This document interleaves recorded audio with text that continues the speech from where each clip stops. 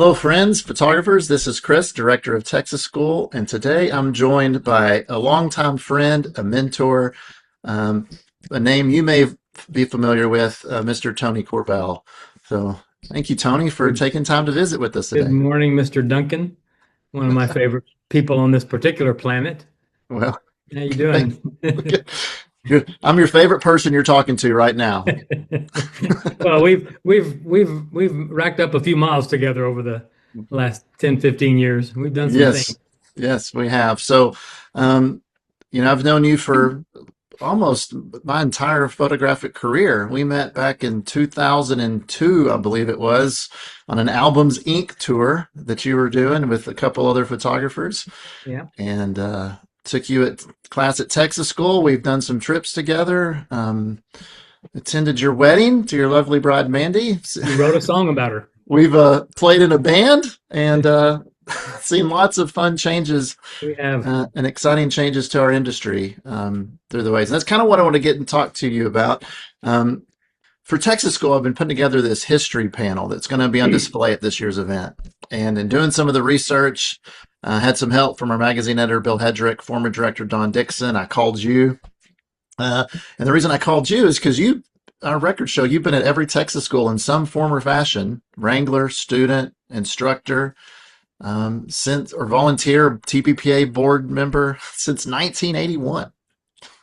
Yeah, 1981 was the first year I went to Texas School, and that year I went with Harley Bynum, who was from Snyder, Texas, great friend, and also a guy named Dan McDonald, who was a former TPPA president. Can't remember what year he was president, but it was after I left Texas and moved to California.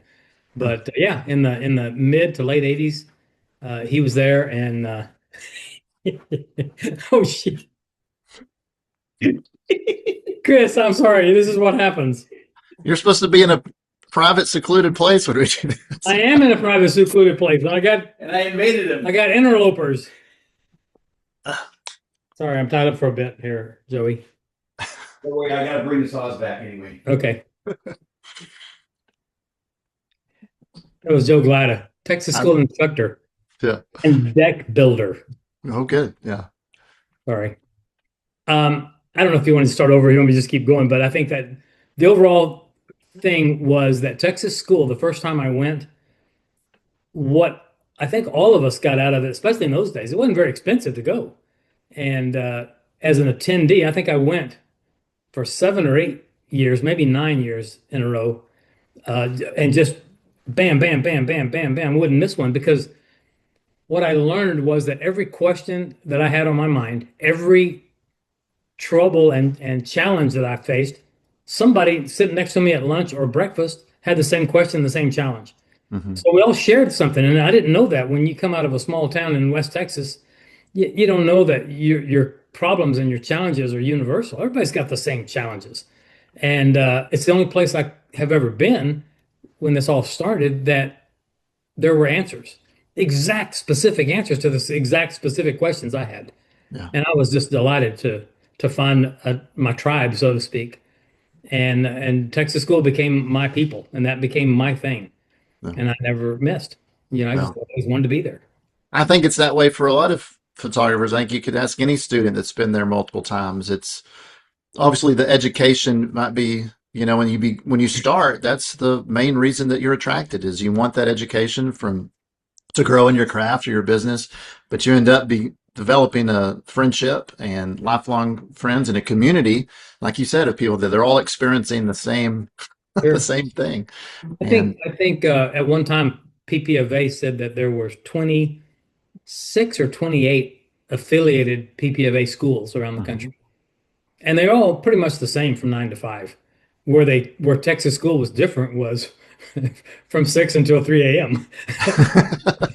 Yeah, None of them did what Texas did.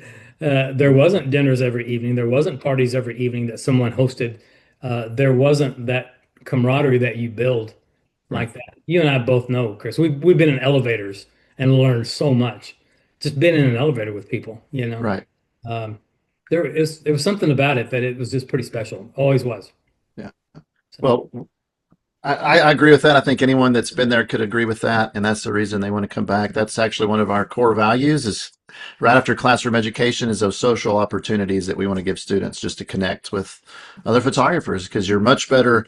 Texas School is greater than the sum of its parts because of all the different people Yeah. that are there. So one of the reasons I wanted to talk to you today is for one, you're our longest continuous attendee in some form or fashion. So congratulations. That's another thing you can put in your record book of your Yeah, long career. I was there for a student for a long time. I was a wrangler for a lot of years.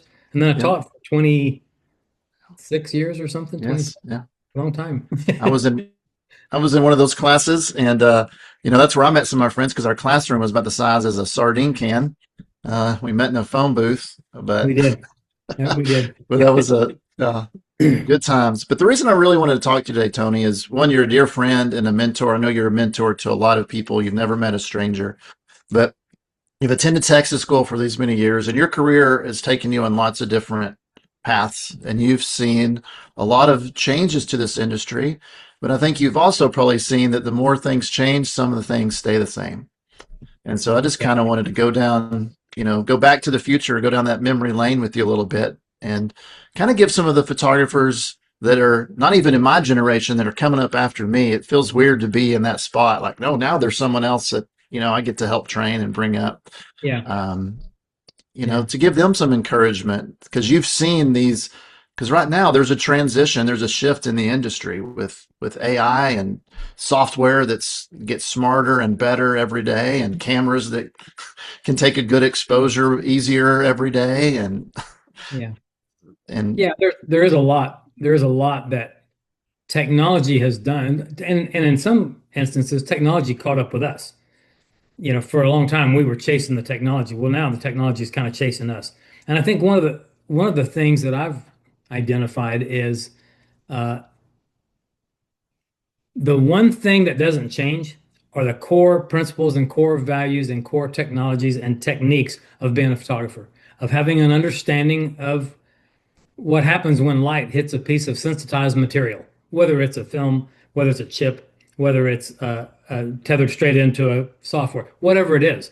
When light strikes it, you're the one that has to capture that, and you're the one that has to design that light, that pose, that composition, that quality, that everything. And while we've got all those buttons on our cameras for auto, for manual, for P, for program, for professional, we've got all those buttons, but we don't have one that says C for creativity.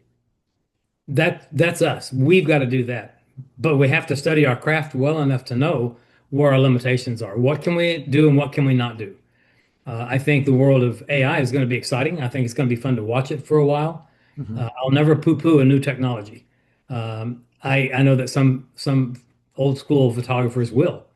Uh, I'm not one of those. I'll embrace it. I think Ansel Adams would have embraced it. I mean, when microwave ovens got popular, Ansel was like, "Great! I don't have to dry my fiber-based paper for an hour to look at my dry down percentage of contrast any longer." He would rip the paper in half, take it in his house, stick it in the microwave, and punch it for a minute and a half. Then he would look at the dry down. He didn't have to wait an hour. I think all of us that love technology, and we're all technology nerds anyway. We love all this stuff, but keep it in perspective. You're in charge of the exposure. You're in charge of the composition. AI will never outcompose some of the things I've seen from you, Chris, or from me, or Glida, or any of our people that we all know and respect. There's an awful lot of really great stuff being done that AI can't touch. Never will. Yeah. Yeah. So you kind of hit on something I want you to unpack a little bit. You talked about I'm not going to poo-poo on technology. I always want to embrace the technology. Do you recall like a technology that came along early in your career that like now we might seem like, oh, that seems like every day that kind of maybe either blew your mind at the time or you were ready to embrace or took a while I remember to the first computer that I got. Well, I could go back behind that even. The first typewriter that I had that had autocorrect. So you push the X key in the upper right corner on my typewriter, and it would back up, and the letter would disappear. It would type it with a whiteout built into this typewriter. I couldn't believe it. But then after my first computer showed up in 86, I went to San Diego and started writing a series of books and videos called Fine Light. And on my first computer, I got really good at typing and I got really good as a writer. I was a pretty good writer, I think. And I remember the day that for the first time, I was always using my arrow keys, my left, right, up and down arrow keys, and I was fast and sending that cursor, brr, brr, brr, brr, bam, right there. And then I would correct that letter. The first day somebody walked in I was teaching at Brooks Institute, and they walked in and handed me a mouse and said, "Watch this." And then put the mouse and clicked on the random letters anywhere in the document. And I was like, I, I remember the hair on my arm standing up. And it's just like, do you know how much faster we can write? Do you know how much more we can do? I had no idea that was the threshold of a whole new world. But boy, it was. For me, that was a huge, huge thing that there was random access on a page. Yeah. Never had it before, you know? Yeah, it's almost hard to imagine that because my first computer had a mouse, and now yeah, mine didn't. and now they have a trackpad, and then you just point with your finger. It just and it just well, and does that. computer wise, you know, I mean, camera equipment wise, you know, we had a lot of old manual stuff that once you got good with it, you knew what it would do. You knew what it's capable of. I worked for the guy in Midland, Texas for years named Sam Hollis. And Sam and I shot, I don't remember how many weddings we shot together and events, but we shot everything on an old Rapid Coney Omega 100 cameras, which we had a 6-pack of. And we had these Singer Graflex manual strobes, these big potato masher strobes. And they had a guide number of 110. So what that meant is you divide the distance into the guide number to know what your aperture is. So we knew that at 10 feet, we shot everything at f11 with ISO 125 film, 100 film. And that became it. So, well, this thing had a big knob on the side, which was our focus knob on the side of the camera. So what we ended up doing is taking a piece of white gaffer's tape and wrapping it on the knob. And so we had a big, thick Sharpie mark at 10 feet. So you don't ever focus to the camera. You just focus with the knob. And then we had a small notch on 7.5 feet, which would have given us f16, and then another one at f8, pardon me, 15 feet, which gave us f8. So for 3 years, I never focused the camera. I just went to the knob. I just went to mark number 1, number 2, or number 3. Oh, it's a table shot. Quick, go to 7.5 feet. Bam! And I'm gone. My exposure is going to be dead on. My focus is going to be dead on. Everything's going to be the way it's supposed to be, you know? And it's just a manual burst of light. Yeah. It took a long time for me to trust the auto thyristor that was built in the Vivitar 283, 285. But I learned to trust it. And then I learned to trust TTL. Then I learned to trust the meter. Then I learned to, you know. Yeah. But so much where we all came from, that hasn't changed. All of those tools and techniques absolutely still apply. I don't care who you are, what you're shooting. Same stuff works, you know? Yeah. So you can always go back to the basics if you get in trouble and the technology lets you down. And it's going to. Your computer's going to crash. The lab will ruin the film, you know? It's going to happen. So technology's changed. You would probably agree that it's made the entry into the photography profession easier. Mm-hmm. The cost goes down. You know, you don't have to be as sharp with focus or exposure. Cameras can do a lot of that for you. Yeah. So someone might think, well, I'm going to become a photographer. They like the creative process. They like working with people. You know, they like seeing the work of the camera. They enjoy that part of it. But then you get into it and you realize, man, there's more to this than just pushing a button. Right? There's a lot more than just pushing a button. Yeah. So what would you tell someone that's looking at photography, maybe they've dabbled in it and they kind of want to move forward? What would be your advice as someone that's seen technology changes, but you know the craft is paramount? What would you tell them they need to learn, that they need to prioritize? More so than the camera usage or the technical aspects of this. I think you have to get a grasp on the idea that you can't be all things to all people.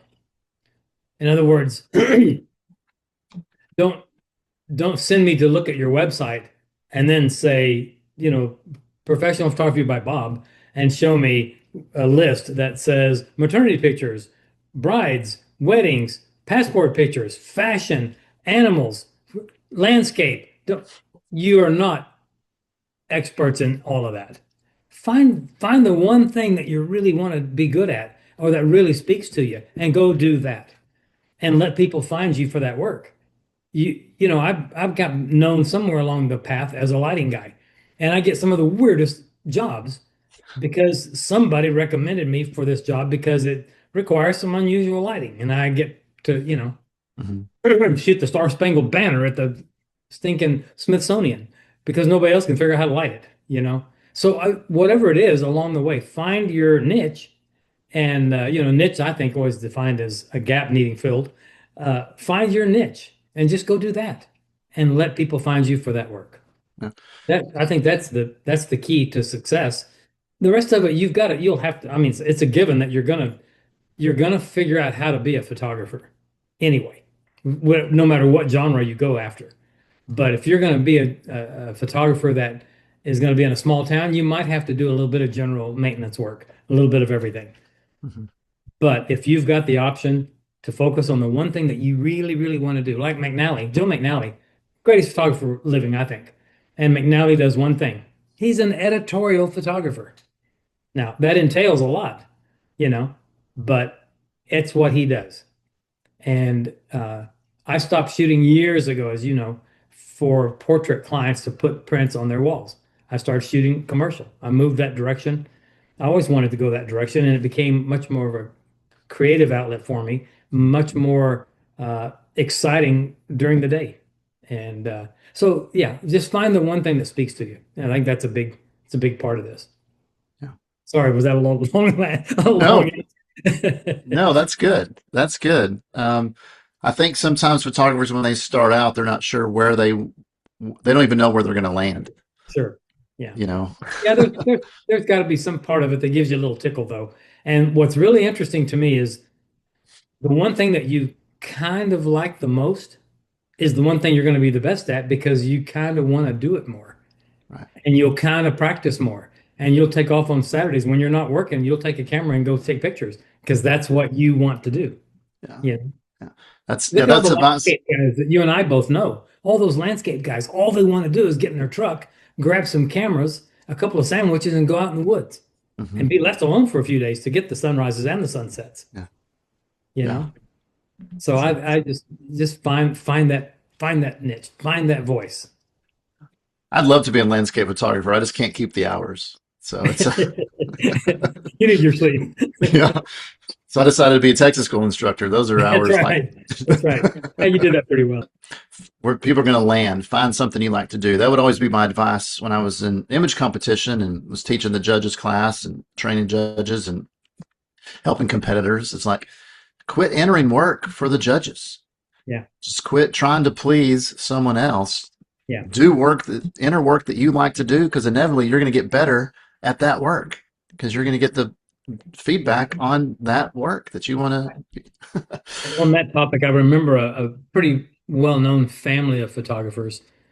I won't say where they're from, but they had three or four members of the family that were masters, and God, they entered some of the most beautiful work.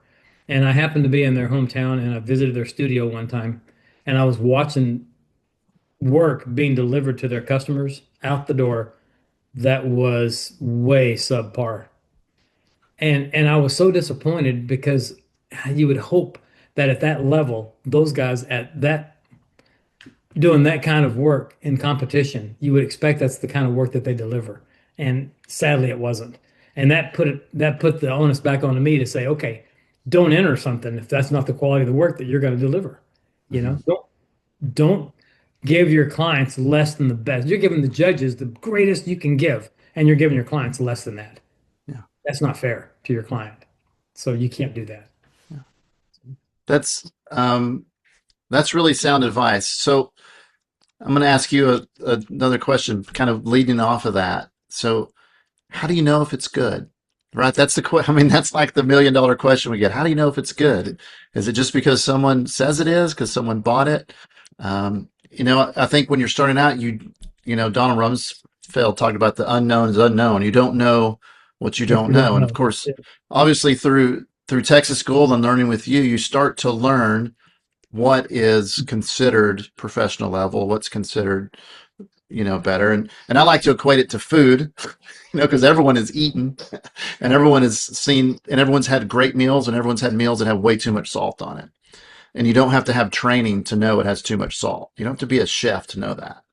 So I think there's images out there that the people that don't have artistic training know what we would say has too much salt because of bad color harmony or weak composition or poor exposure. Cut off her hand right at the wrist. Yeah, right. So, but how do you know if it's good when you're saying it?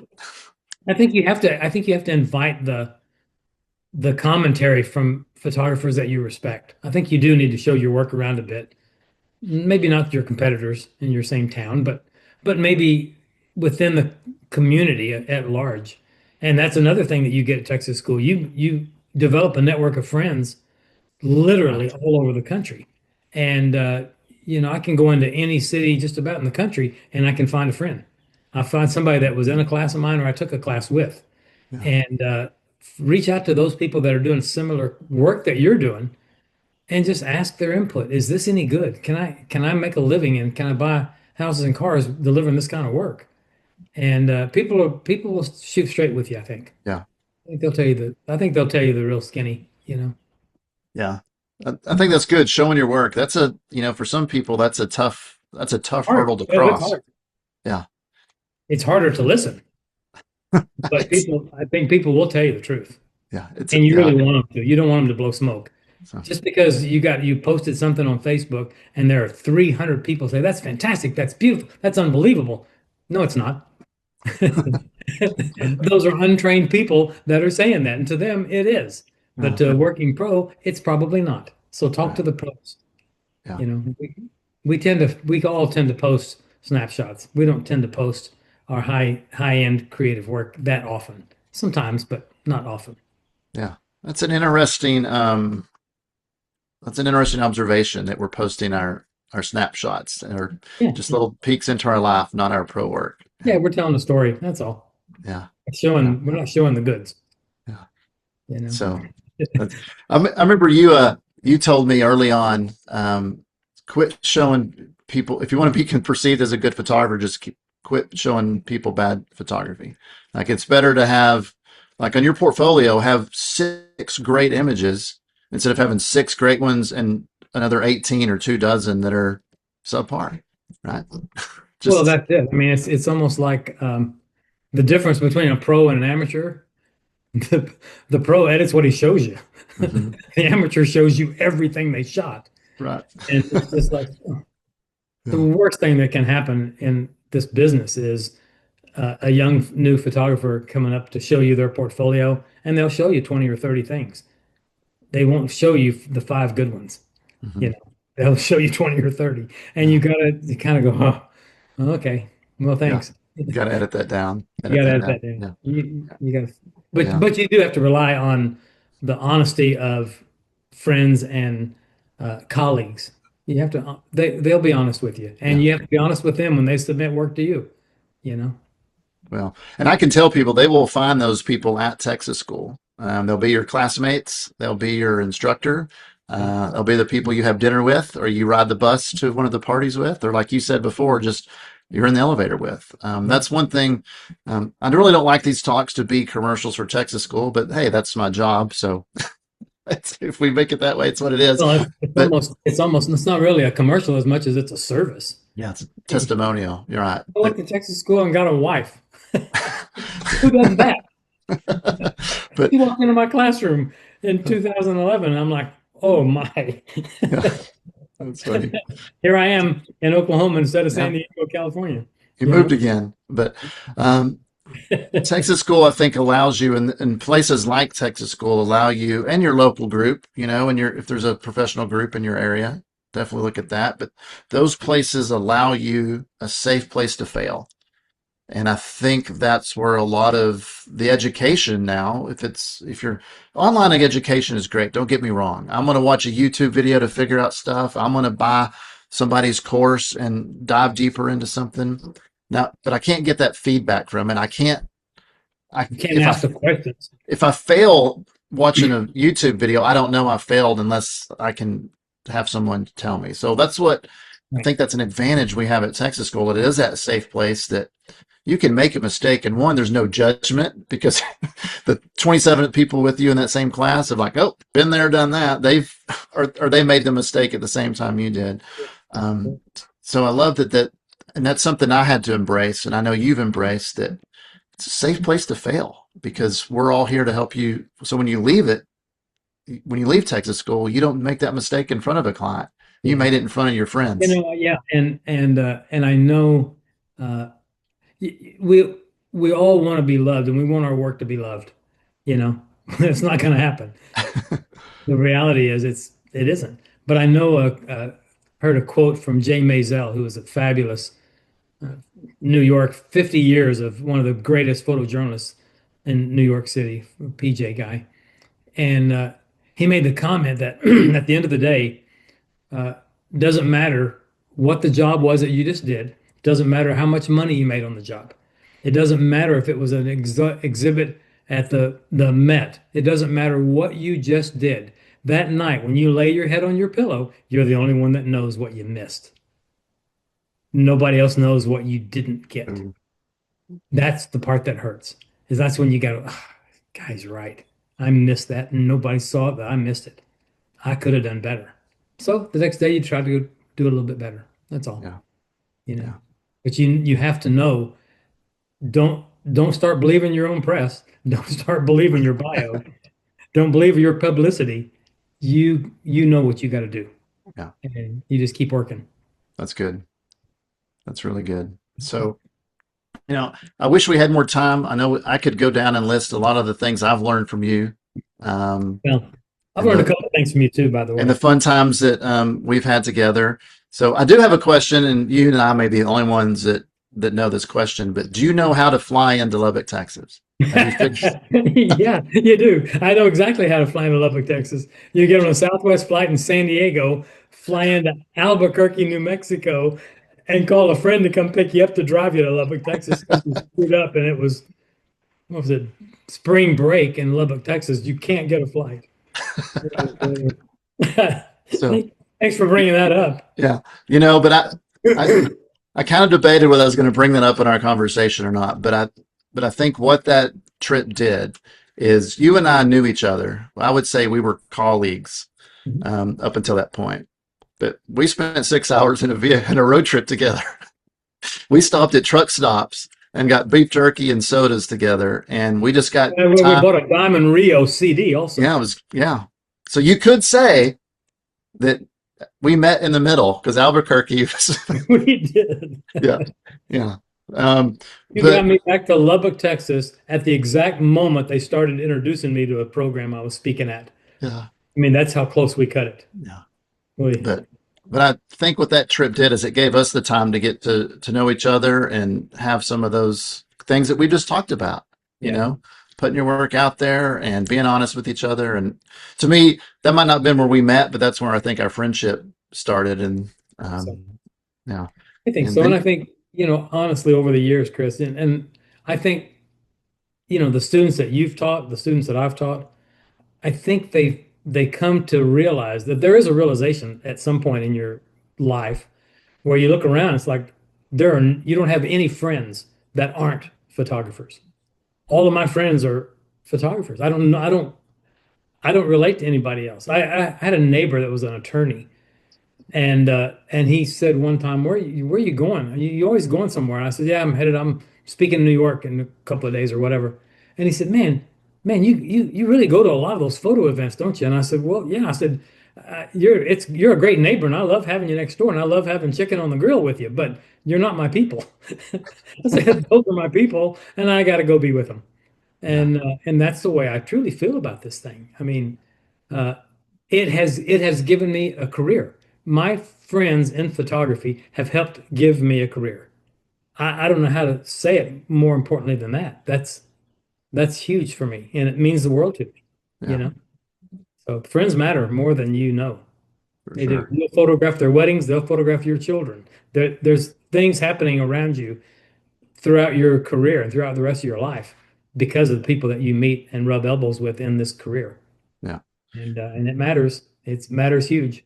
In closing, Tony, kind of tell people what you're doing now, and where they can maybe see some of your work and Well, keep up. I stopped shooting for clients.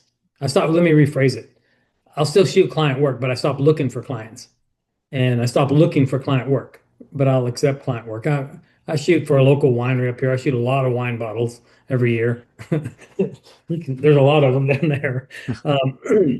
Uh, my wife is a master photographer, and when we got together and I moved here, she had already had her first and second studio open, and then I got here and we opened a larger studio just a couple of doors down. So we've got a big space, and Mandy's does the bulk. I mean, I moved into Muskogee, Oklahoma, town of 36,000 people. Not a lot of work for me here, and I was still doing some national work at the time I got here, some for catalogs and some other things. But she's got the bulk of the work here in the community, so that I wasn't really needed as a photographer here. And so I thought, well, I've been doing this long enough. I think I can retire and get off of airplanes for a while. Mhm. And I got on the board of directors at the Oklahoma Music Hall of Fame. And I've always been a musician. I always loved music. I've played drums since I was 12. Played on a couple of records.